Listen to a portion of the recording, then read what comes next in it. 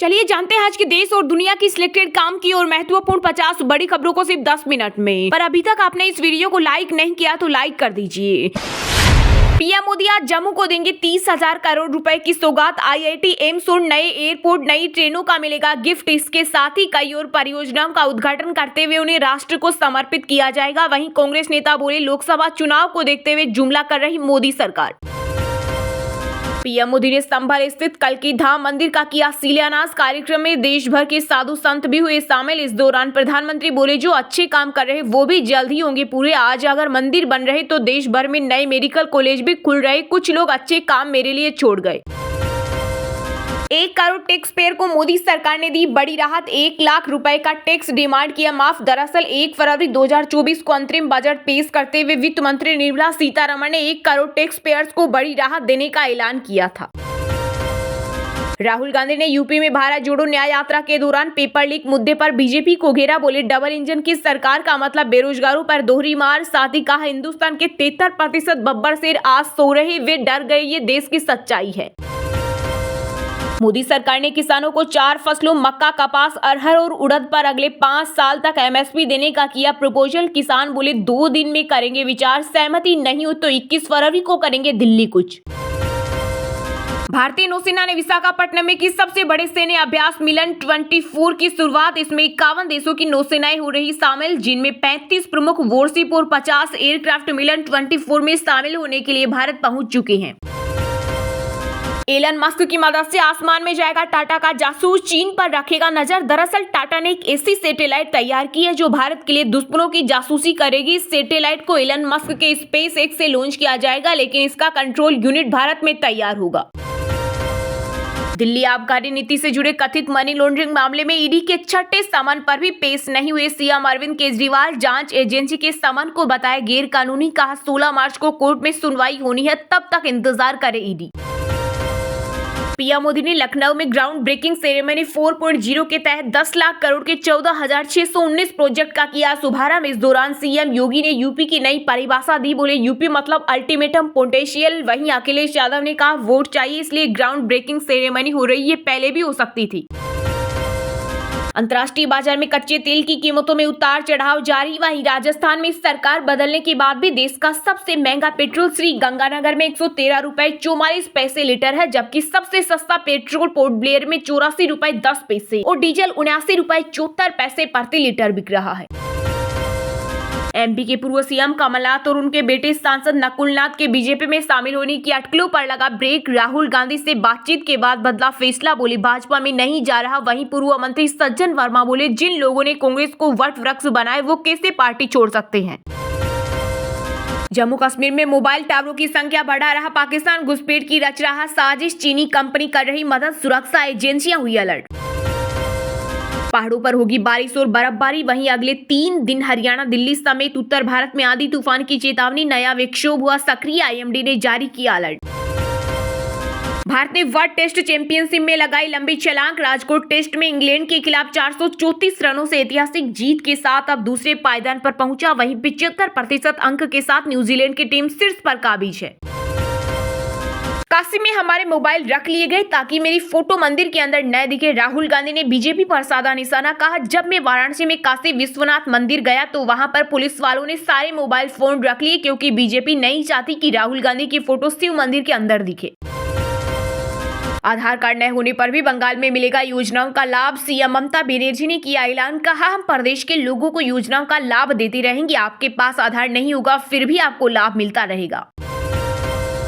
दुनिया भर में तेजी से हो रहा 5G कनेक्टिविटी का विस्तार। मुख्य रूप से भारत, मलेशिया और ब्राजील में तेजी से इस नेटवर्क कनेक्टिविटी का विस्तारीकरण हो रहा। राहुल गांधी के अमेठी पहुंचने पर बीजेपी कार्यकर्ताओं ने लगाए जय श्री राम के नारे। वहीं कांग्रेस कार्यकर्ताओं ने लगाए शेर आए के नारे। इस दौरान बीजेपी और कांग्रेस कार्यकर्ता हुए आमने सामने। जितना फायदा किसान को होगा उतना ही फायदा बिजनेस को होगा। लखनऊ में पीएम मोदी बोले, उत्तर प्रदेश को 1 ट्रिलियन की इकोनॉमी बनाएंगे, बाकी राज्य भी यूपी से सीखें।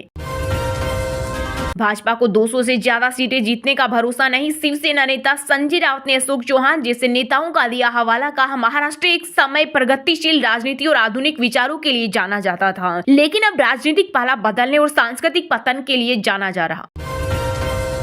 अमेठी में गरमाए सियासी माहौल। एक तरफ राहुल गांधी ने भारत जोड़ो न्याय यात्रा के दौरान की जनसभा, तो वहीं दूसरी तरफ केंद्रीय मंत्री स्मृति ईरानी ने अपने संसदीय क्षेत्र में किया जनसंवाद कार्यक्रम।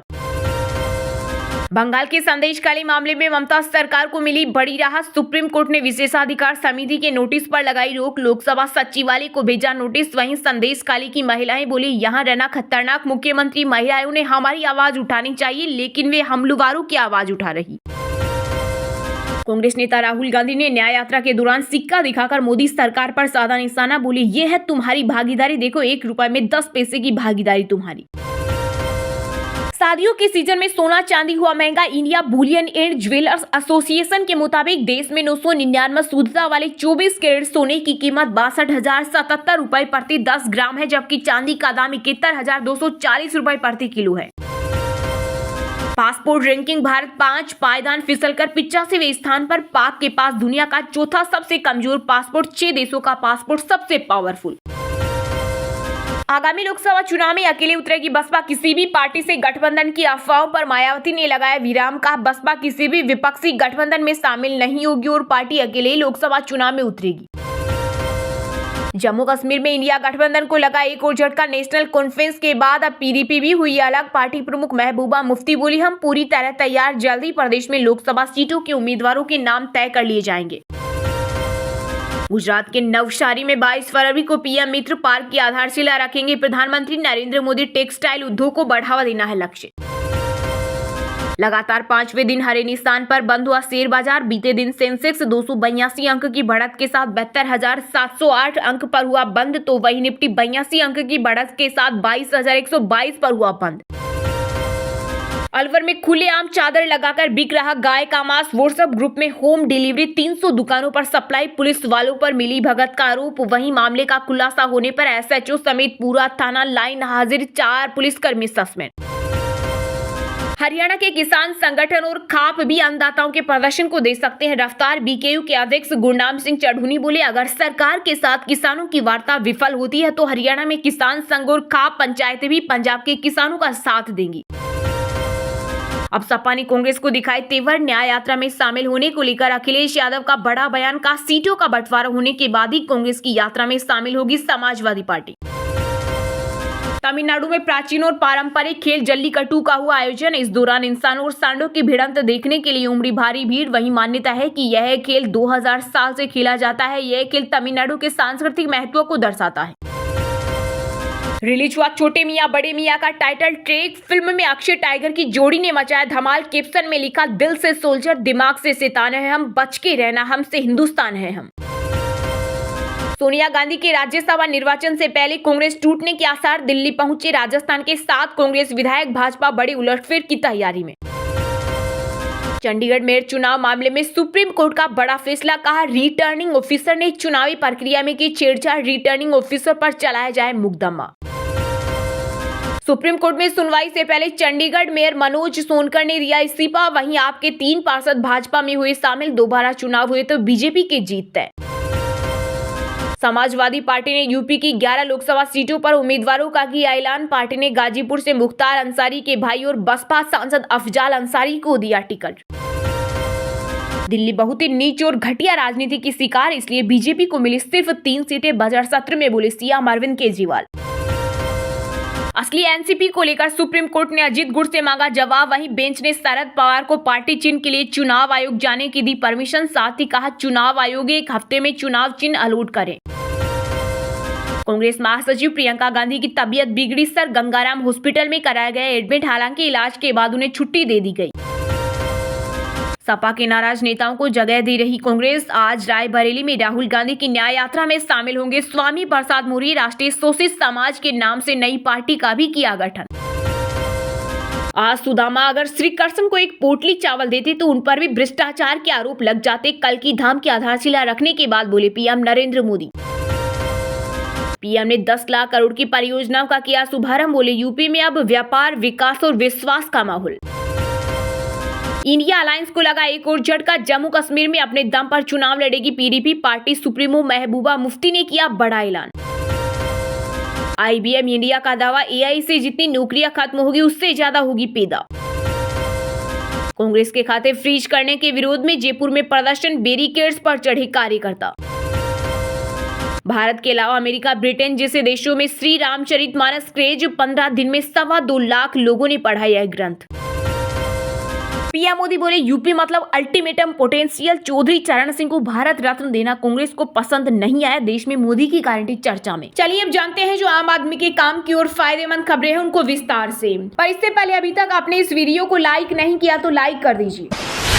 पीएम मोदी ने लखनऊ में ग्राउंड ब्रेकिंग सेरेमनी 4.0 का किया उद्घाटन। यूपी को दी 10 लाख करोड़ की सौगात। वहीं अखिलेश यादव ने कहा तंज वोट चाहिए इसलिए ग्राउंड ब्रेकिंग सेरेमनी हो रही, ये पहले भी हो सकती थी। जी हां, पीएम मोदी ने उत्तर प्रदेश की राजधानी लखनऊ में आयोजित ग्लोबल इन्वेस्टर समिट 2023 के ग्राउंड ब्रेकिंग समारोह का उद्घाटन किया। इस दौरान प्रधानमंत्री ने यूपी ग्लोबल इन्वेस्टर समिट 2023 के चौथे ग्राउंड ब्रेकिंग समारोह में पूरे उत्तर प्रदेश में 14,000 परियोजनाओं का शुभारंभ किया। साथ ही पीएम मोदी ने औद्योगिक उत्पादों की प्रदर्शनी का अवलोकन भी किया। इस दौरान पीएम मोदी ने कहा कि यूपी में डबल इंजन की सरकार बने 7 वर्ष हो रहे हैं। बीते 7 वर्षों में प्रदेश में red tape culture, red carpet culture बन गया। बीते 7 वर्षों में यूपी में व्यापार, विकास और विश्वास का माहौल बना है। पीएम ने कहा आज देश में मोदी की गारंटी की बहुत चर्चा है, लेकिन आज पूरी दुनिया भारत को बेहतर रिटर्न की गारंटी मांग रही है। अक्सर हमने देखा है कि चुनाव के नजदीक लोग नए निवेश से बचते हैं, लेकिन भारत ने यह धारणा भी तोड़ दी है। आज दुनिया भर के निवेशकों को भारत में सरकार की पॉलिसी की स्थिरता पर भरोसा है। वहीं ग्राउंड ब्रेकिंग सेरेमनी पर सपा प्रमुख अखिलेश यादव ने सवाल खड़े किए हैं। उन्होंने कहा कि 2024 का चुनाव बहुत महत्वपूर्ण है, संविधान को बचाने और भाईचारा बढ़ाने का चुनाव है। भारतीय जनता पार्टी ने सबसे ज्यादा धोखा दिया। अखिलेश ने कहा आखिर ग्राउंड ब्रेकिंग सेरेमनी 6 महीने पहले क्यों नहीं हुई? उद्योगपति तो पहले भी आ सकते थे, अब क्योंकि चुनाव सामने आ गए हैं, इनको वोट चाहिए इसलिए ग्राउंड ब्रेकिंग सेरेमनी हो रही है। वहीं स्वामी प्रसाद मौर्य और हाल के दिनों में हो रहे इस्तीफों पर अखिलेश यादव ने कहा कि लाभ लेने के लिए हर कोई आता है, लेकिन मौके पर कौन टिकता है? उन्होंने कहा किसी के मन में क्या है यह कौन बताएगा? क्या ऐसी कोई मशीन है जिससे पता चल जाए कि किसके मन में क्या चल रहा है? लाभ लेकर तो हर कोई चला ही जाता है।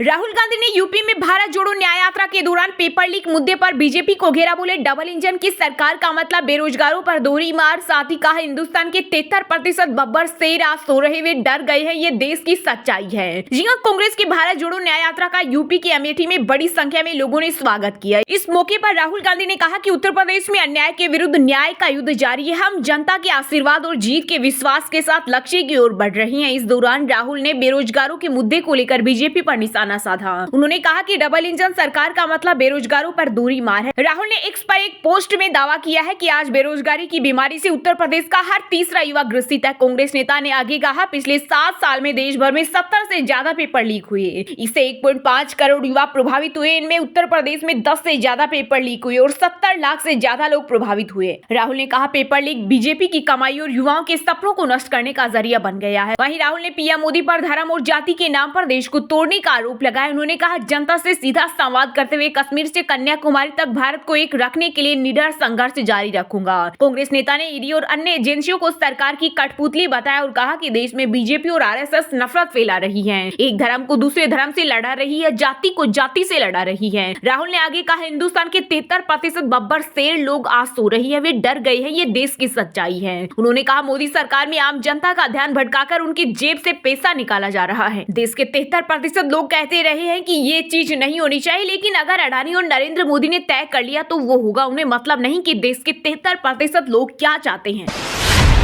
केंद्र ने किसानों को 4 फसलों मक्का, कपास, अरहर और उड़द पर एमएसपी देने का दिया प्रस्ताव। किसान बोले 2 दिन में करेंगे विचार, सहमति नहीं हुई तो 21 फरवरी को फिर से दिल्ली कुछ करेंगे। जी हम पंजाब हरियाणा के शंभू बॉर्डर पर पिछले 8 दिन से आंदोलन कर रहे किसान नेताओं और केंद्र सरकार के बीच चौथे दौर की बैठक हुई। मीटिंग में सरकार ने 4 फसलों पर एमएसपी देने का प्रस्ताव दिया। किसान संगठनों ने इस पर 2 दिन विचार करके 20 फरवरी की शाम को अपना फैसला सुनाने की बात कही। सरकार की तरफ से किसानों से बात करने पहुंचे केंद्रीय मंत्री पीयूष गोयल ने कहा कि सरकार मक्का, कपास, अरहर और उड़द पर एमएसपी देने को तैयार है। उन्होंने कहा अगले 5 साल तक चारों फसलों की खरीद सहकारी सभाओं के जरिए होगी। नेफेड और सीसीएफ से 5 साल के लिए कॉन्ट्रैक्ट होगा। वहीं किसान सभी फसलों को एमएसपी पर खरीद के लिए कानून की मांग कर रहे हैं। किसानों की मांग है कि फसलों की कीमतें स्वामीनाथन आयोग की रिपोर्ट के आधार पर तय की जाए। इसके अलावा किसानों ने मिर्च, हल्दी और दूसरे मसालों के लिए राष्ट्रीय आयोग के गठन की मांग भी की है। वहीं किसान नेता सरवन सिंह पंधेर ने कहा कि हम कृषि विशेषज्ञ और कानून एक्सपर्ट सोमवार से प्रस्ताव पर चर्चा करेंगे। उन्होंने कहा, हम अपने साथियों से भी इस बारे में विचार विमर्श करेंगे, इसके बाद कोई निर्णय लेंगे। पंधेर ने आगे कहा, कर्ज माफी और अन्य मांगों पर चर्चा लंबित है और हमें उम्मीद है कि अगले 2 दिनों में इनका समाधान हो जाएगा। उन्होंने कहा कि दिल्ली चलो मार्च फिलहाल रुका हुआ है, लेकिन 21 फरवरी को सुबह 11 बजे फिर से शुरू होगा।